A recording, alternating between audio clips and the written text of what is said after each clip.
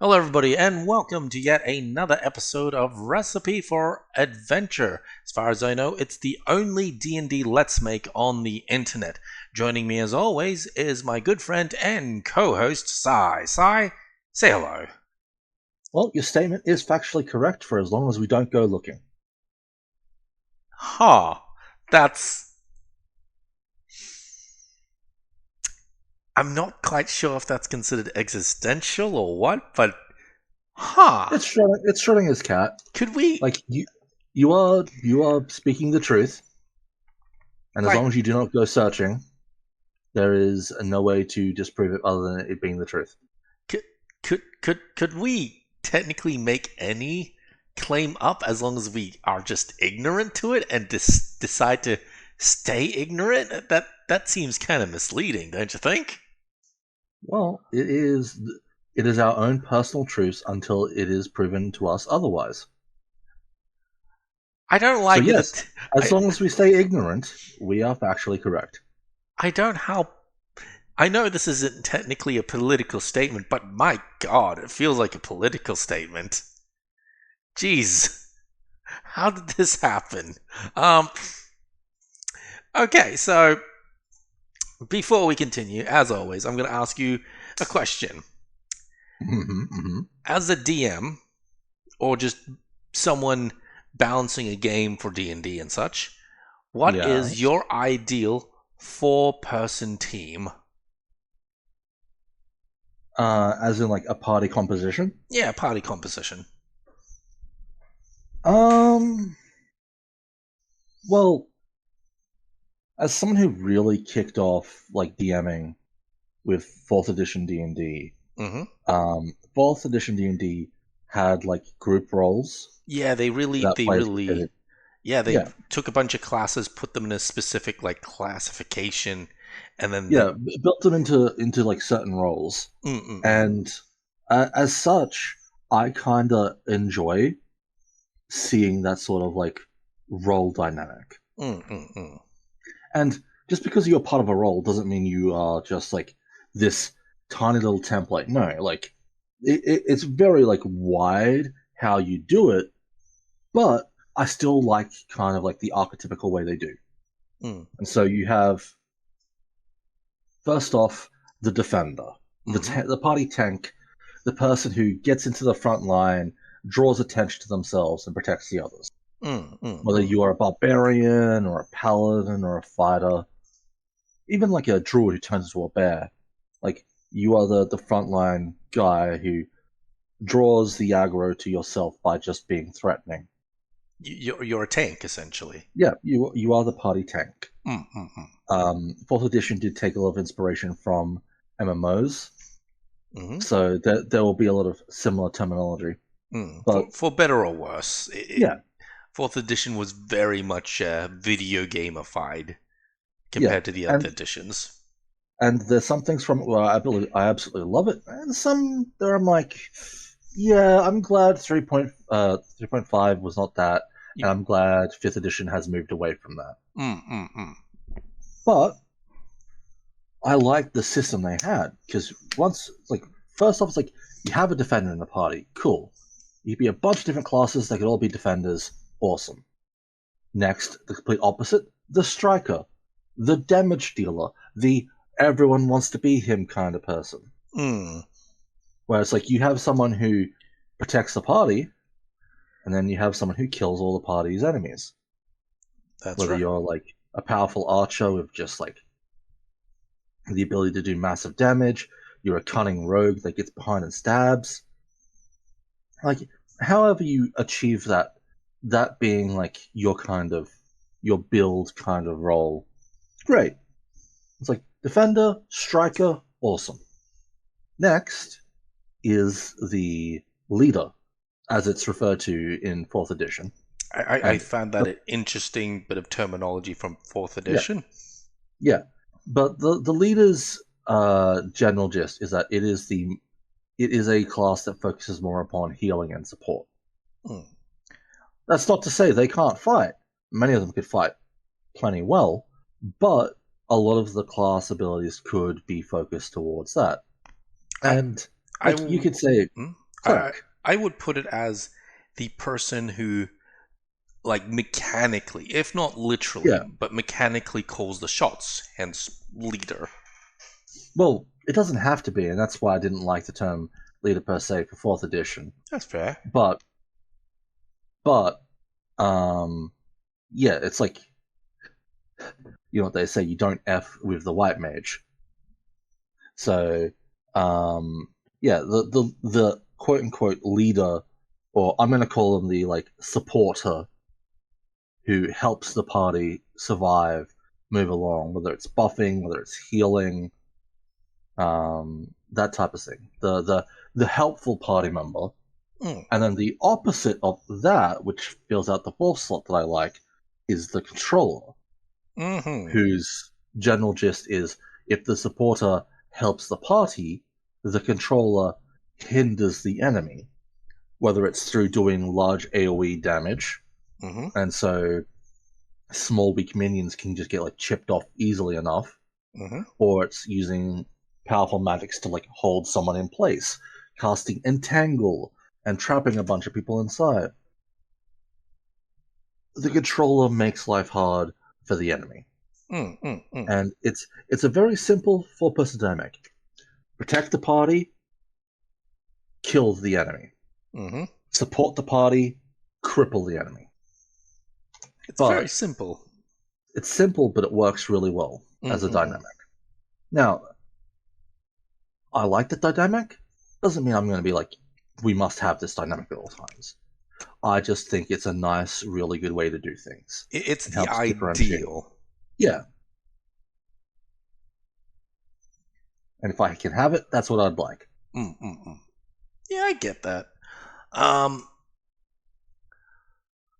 for me, I think my answer is similar to yours in that I want a person in every role, but what kind of role that is different for, well, me and you. So, for Yeah. me, I want a uh, I want a martial character of some sort, and that can Hmm. fulfill the idea of being a tank as well. So, Yeah. compared to your tanky person, this is where you and I, kind of drift off because I think we can all agree the party needs at least one paladin, one barbarian, or one fighter. Like ideally speaking, um, my next kind of person that I prefer having is the skill monkey.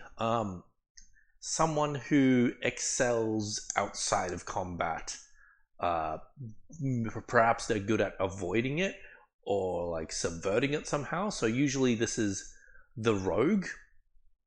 So they have like high sneak ability and stuff like that, the ability to pilfer and stuff. But it could also be Hmm. the bard or even like an high intelligence character like a wizard who just knows things and is very intelligent.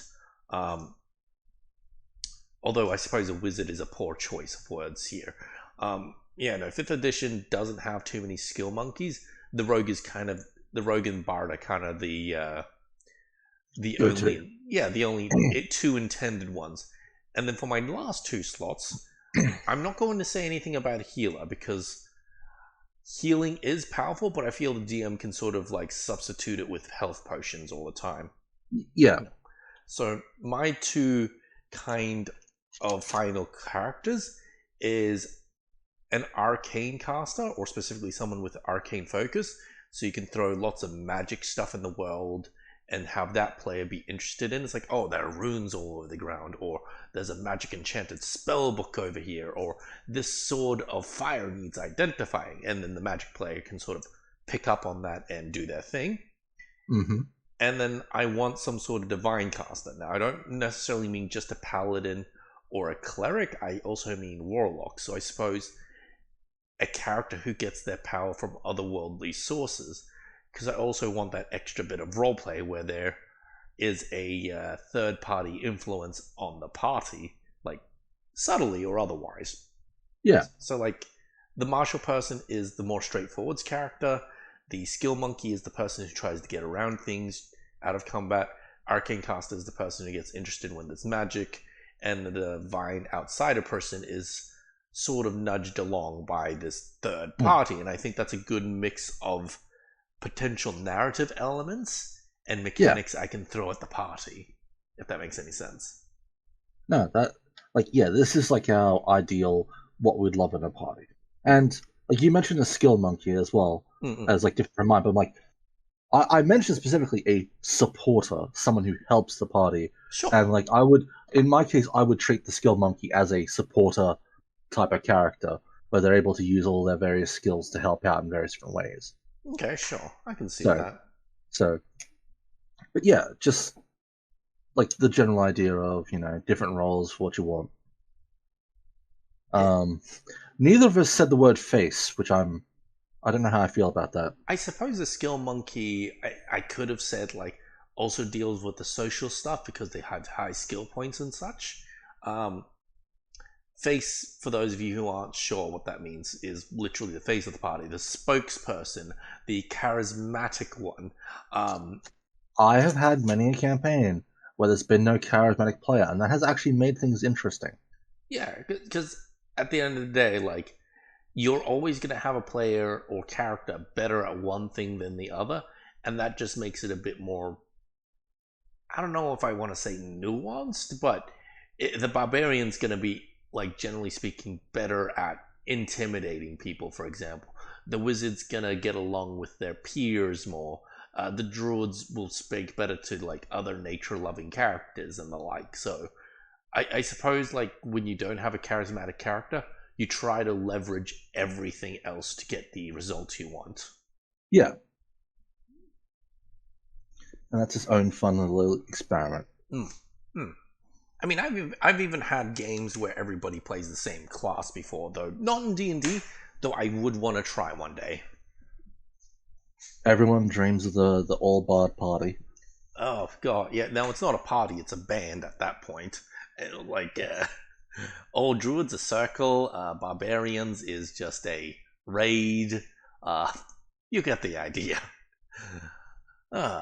Okay, so last we headed off, the party is continuing to follow a star that will lead them to a mining village called Richmond, which looks dilapidated.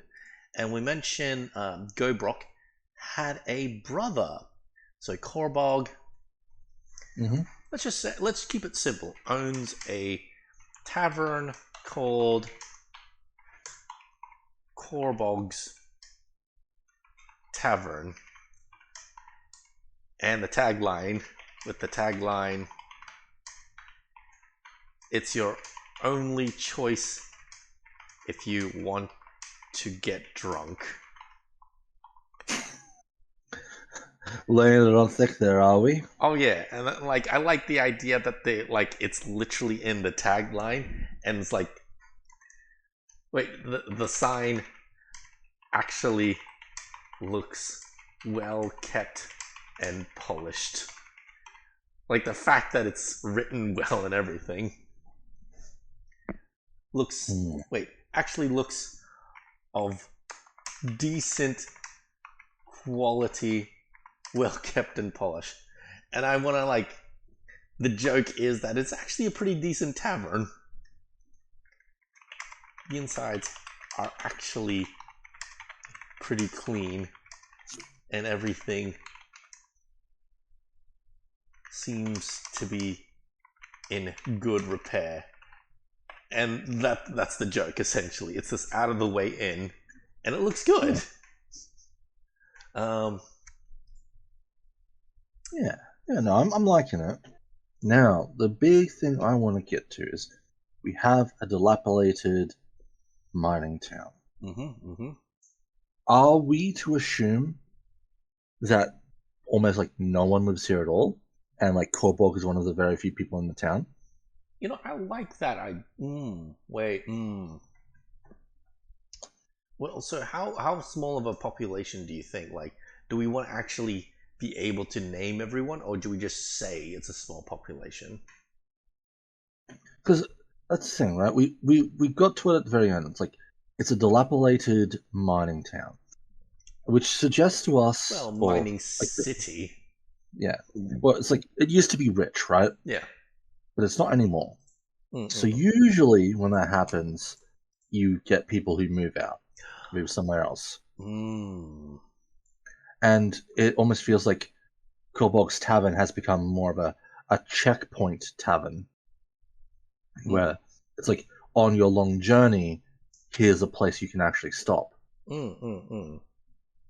rather than it being its own. Rather than the town being alive, it's more of there's like Korbog's Tavern and maybe a general goods store if you're lucky. In that case, due to the life of the town, this tavern is the only real establishment in the place. It happens to double as a general store. Do we want to give it a big markup as well? Oh yeah, there's gonna have to be there's gonna have to be a markup. I would say 50%. Yeah, okay, yes, has to be higher than the previous. Mm-hmm. At 50% markup. I also want to say Korbog is a... Do sorcerers get access to the mending spell? Or is that a wizard thing? Ooh. Who gets access to mending? That is a question. Give me a couple of seconds. Let's see if I can't find mending. Mending. I think a lot of people get access to it, actually. I think everyone does. Bard, cleric, druid, sorcerer, wizard. Yeah. And I imagine artificer as well. Is it a cantrip or? Yes, mending is a cantrip. Okay, we'll just say he is a... Actually, not sorcerer. I want him to have charisma. Sorcerer. Who has... Oh, thinking of charisma, warlock is the one which doesn't get it, ironically. Huh. Ooh, what about prestidigitation? I mean... Is that a wizard or sorcerer spell, or is it both? Yes, it is a sorcerer spell. Okay, I went to try to say it, immediately stumbled over my tongue, and gave up. If it makes you feel any better, I do not remember how to spell it either. So Prestidigitation. I'm literally copy pasting it. Yeah. And mending. Hence why the tavern is in such good condition. So he's literally using magic to cheat and make it look good. Like, I kind of want this to be an abject lesson of like, hey, even if you have cantrip spells, you can essentially like be better than everyone else in town. Like, you have that edge that nobody else has. Yeah, I know all about the power of prestidigitation. Like I've made mention to you before that one of my players literally made like the forum post 101 uses for prestidigitation back in the day on like the wizard forums. Like, if it takes 6 seconds for you to like clean a 1 cubic foot, right? Like, I mean, okay, so 1 cubic foot. Hang on, I'm just gonna do the maths here. 1 foot equals 6 seconds. I'm gonna get the calculator out. So let's just say it's a reasonable sized tavern, say 30 feet by 30 feet, right? Yep. So that's 6 by 6 squares. 30 feet by 30 feet equals 900 times 6 divided by 60. That's just an hour and a half for the entire like business, essentially. Yeah, and it's a cantrip. Yeah, so you could just keep doing it for an hour and a half. And that's assuming you need to clean the entire bar, which you probably don't most of the time. And like 30 feet is actually a pretty big bar, I'm pretty sure. 30 by 30 feet, that is. Decent-ish. Yeah, either way, the use of magic would definitely make things easy. Yeah, yeah. Or at least easier. Easy, for sure, for sure. So, okay, let's double check. So go Brock, tell my brother you said hi, he'll take good care over there. Let's just say the 50% markup becomes 40%. Becomes 40% if the players mention Go Brock sent them. So it's not even that something big, but it is technically helpful. Yeah. All right. So, you mentioned something here: people moving away. Um, I'm wondering if the mining town Yep. is like the birthplace of some of the bandits. I had not even thought of that. That is a really cool idea. Yeah, because like that's how bandits get made. Uh, People get desperate. Mm-hmm. Usually they have military training, and then they leave because they haven't been paid, and they use their new skills that they learned from being in the army to get paid a different way. So it's like they might still have people live here, and it might be the reason why Korbog hasn't had his tavern like ransacked or anything like that, because the bandits from the chain gang just left it alone. Not because they are, good people, but because they have Yeah. fond memories of the place. Hmm. And like, it doesn't have to be everyone in the chain gang. It just has to be enough that if one of them starts thinking about messing with the place, another one just has to say, "Hey, we don't mess with Korbog. Back off." Yeah, no, I like it. Hmm. So like, do we want to make an explicit or just DM notes sort of thing? Um, I think for the time being, Mm-hmm. DM notes. Okay. But what I wanted to do is, because this is a long journey toward an eventual destination, Mm-hmm. I wanted to do a thing where we can break up the journey for a little bit with a little side quest or two. Mm-mm.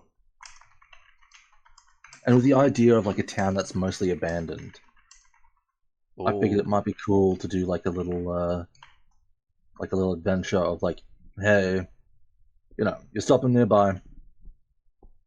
If you want, you can have free room for the night. If Mm-hmm. you go in and just clear out the mines near Mm. the town, no one mines there anymore, and thus it makes for a good monster den.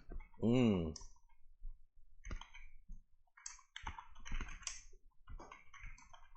Something So, like that. sell for free rooms for the night if they agree to clear out the local mines. So, like, he just tells them, like, every now and again, monsters use it for shelter.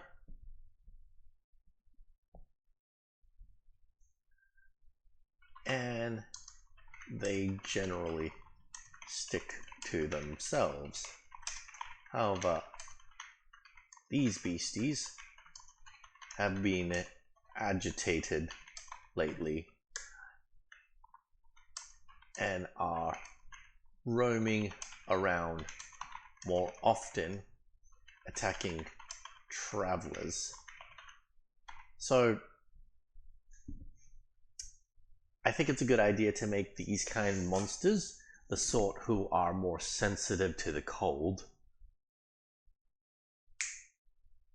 Okay. So the idea is they would have been content to live in their shelter, but because of the calamity dragon, they're like more agitated and like more aggressive and such. Yep. So do you have any ideas on creatures that are weak to cold? Well,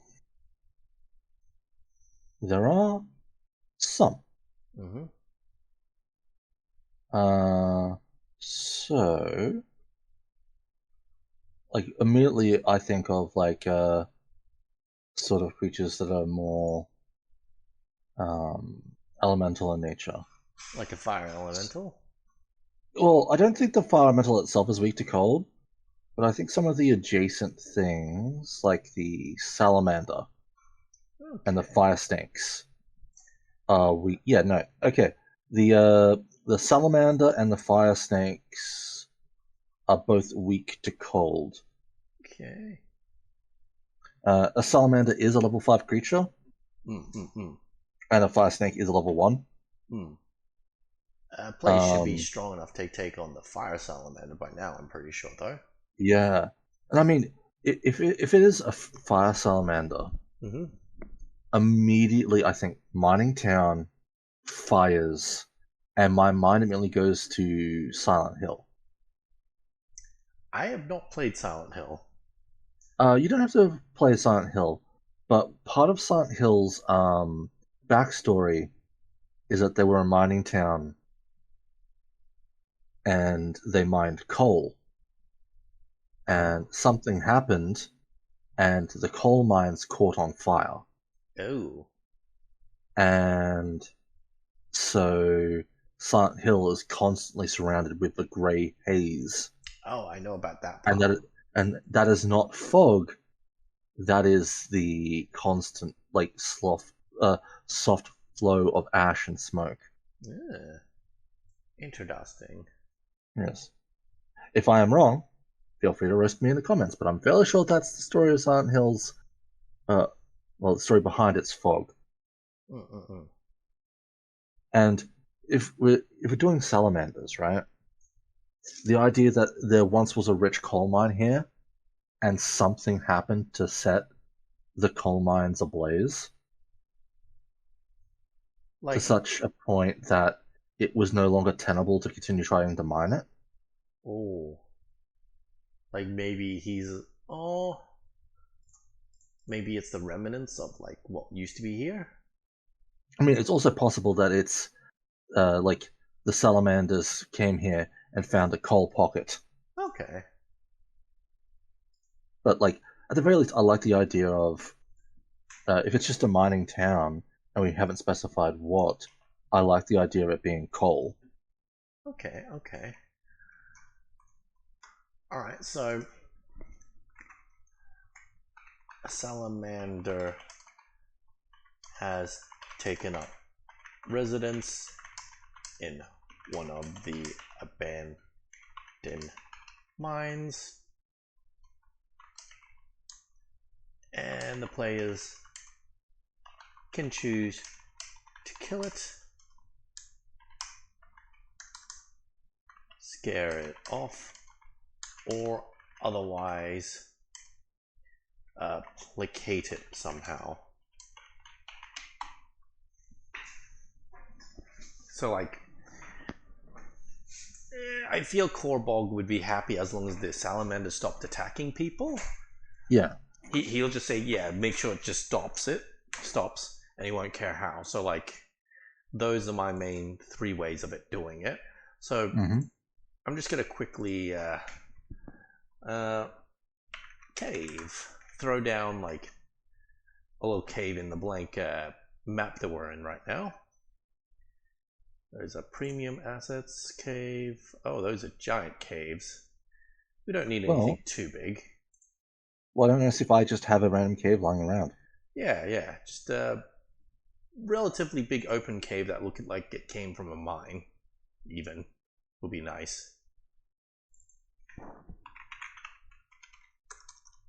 Cool. And just throw it onto the Um, page. And we'll just call it the Salamander's Cave. yeah, I found one that could work.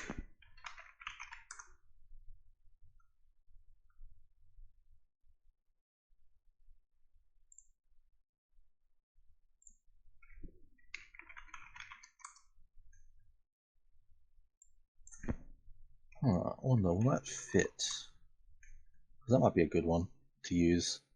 I mean, if we have to shrink the map, I'm happy to do that. Well, I've got it in two parts, so we'll see. Okay. If it fits just fine, great. If it doesn't, I've got it split into two.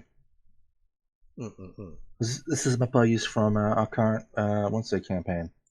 Ah. but it's been a very long time since we've seen it. And it just so happens to be, well, a mine.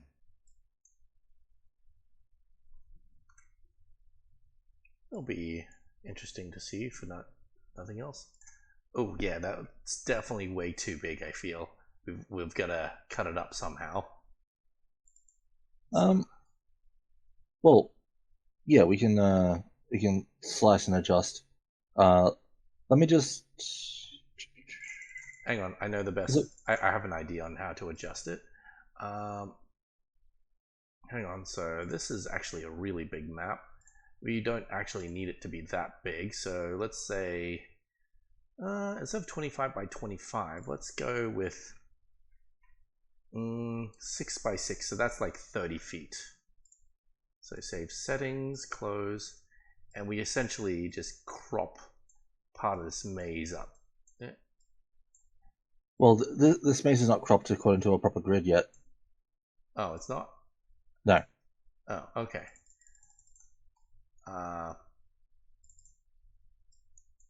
Yeah, it's not letting me reposition as much as Yep. I'd like. So Yeah, I think I have to give me a zoom out. second. I'll fit around with this, and I'll get it properly sized, and then we can adjust. Because I'm thinking, even just this bit here, with the neck over here, like could be the entrance Yeah. where the players come in. Yeah. Or even like we could use this bit even, but I think this bit would crop out the best compared to the other bits. Yeah. Let me just check. Yep, that cool. Actually, Okay, this is now properly scaled. is there any way to? Oh wait, we're on the token layer. Okay, map layer. Is there any way to crop this thing? Like, because I really like this section of the map. So I'm just gonna hang on. I'm just gonna mess with it for a second. Yeah. Save Yeah. Now settings. you can adjust the size. Okay, yeah, 6 by 6 is way too small. Yeah. No, I'd go like 15 by 15. 15 by 15. Save settings. A bit smaller is fine, I think.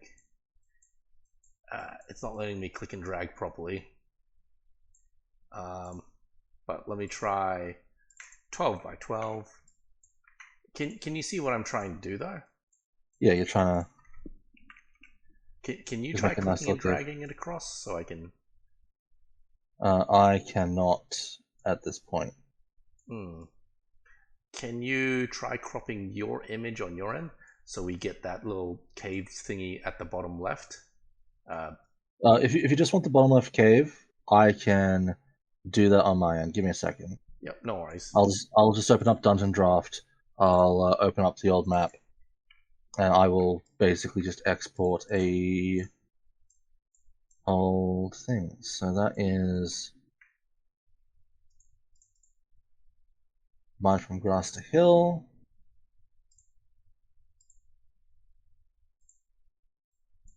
You just want the bottom left section?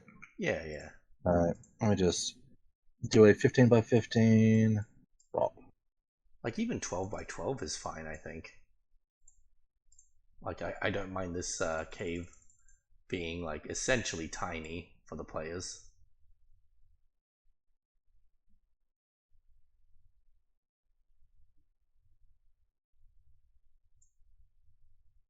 Anyways, I'll delete this. But yes, I think I put it down 12 by 12. Yes, 12 by 12 is perfect. 12 by 12? Mm-mm-mm. Okay, let me just. And that'll be like a narrow entrance for the players. Okay, export. Small mine. And then exported maps. Small mine. Okay.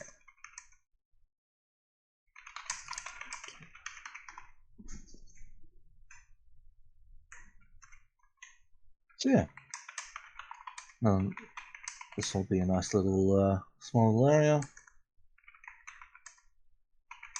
So I'm just writing down. The salamander can be found napping at the end of the cave atop a small pile uh, wait, no, up top a small vein of coal. There we go. Mhm. All right, so let's throw out the salamander. I think I've got it here somewhere. I swear I just saw it. Salamander, there we are. Oh, I can drop a token down if you want. please do. There you go. There you go. Oh, it's a large creature. Ah, of course. Decently imposing.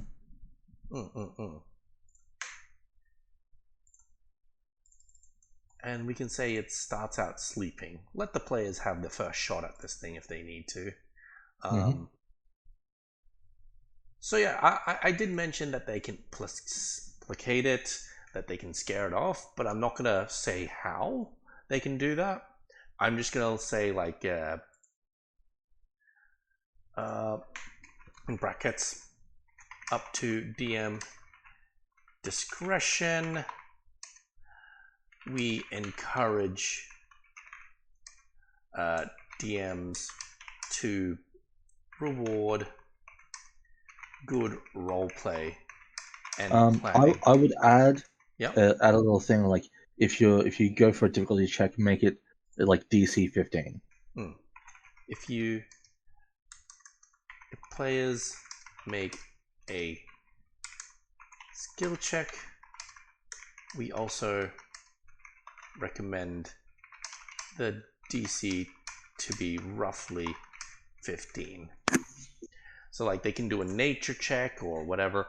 And the reason why I wanted this on like oops, hang on. I just realized I put him on the map layer. Token layer, there we go. The reason why I wanted this specific cave is so the players can look at it and go, oh, we can either pincer attack it or we can attack it from one end and make it run away in the other direction. Yeah, no, that makes sense. Yeah, so like we won't necessarily spell it out to anyone reading the document. I guess we're spelling it out now that we're saying it in the podcast, but like I kind of want to let them like think about the strategy themselves. Yeah. Do we want to make this like an actual impassable wall, or do we want to make it a hole? So like the range characters can stand over here and shoot at it from afar if they want to. I like the idea of it being an actual impassable wall. Okay. So we'll just leave it alone for now. Yeah. If you're ranged, you just have to stand behind the frontline fighters. Yeah.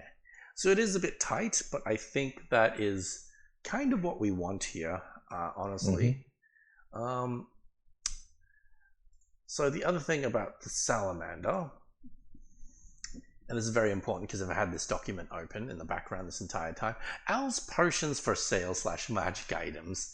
What items can we get off a salamander?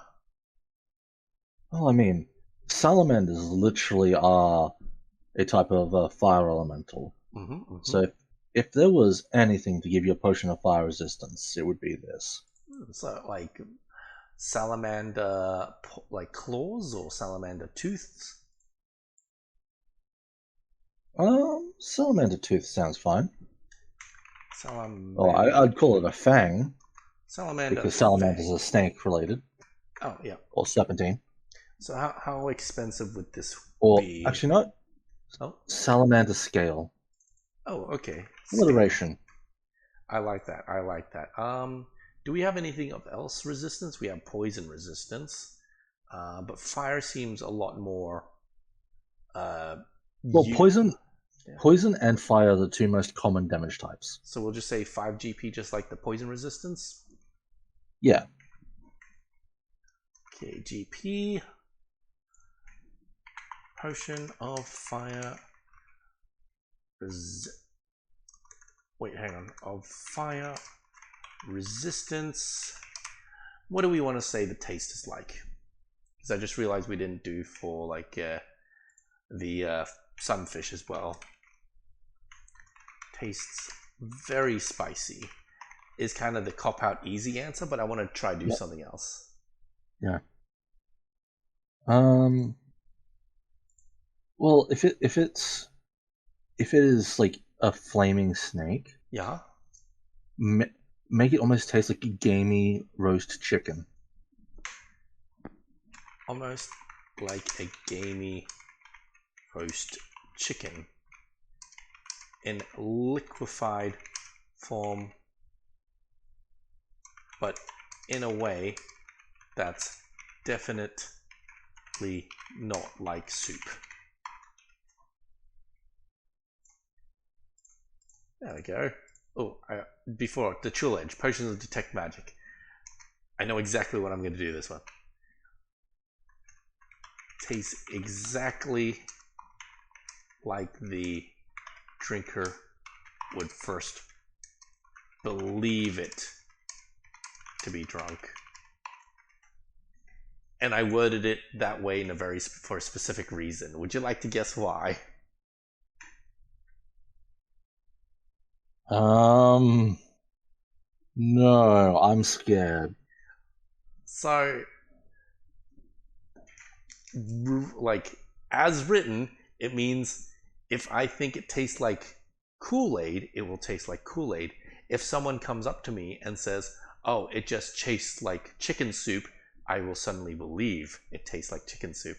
So it's based off everyone's first belief of what it would taste like. Oh, So in theory, it could taste the same for everyone or taste completely different. okay. Because it's literally magic. Yeah, exactly. It's got a bit of prestidigitation working through it. So if you think it's going to be terrible, it'll taste terrible. If you think it's going to be amazing, it will taste amazing. I like it.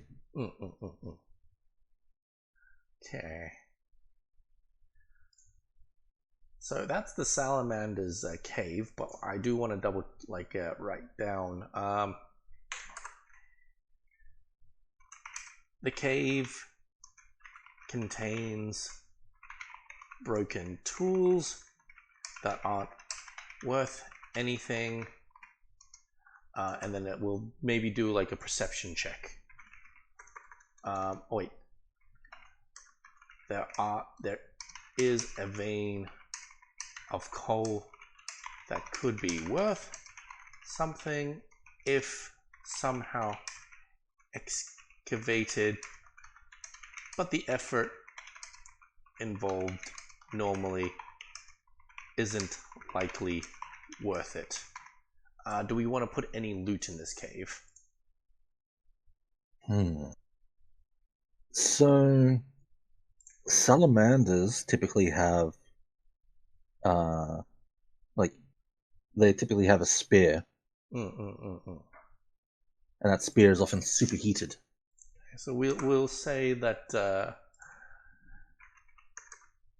when slain, Salamander drops a +1 flaming spear, 1d6 additional fire damage. So it basically just works as spear, but it does fire damage.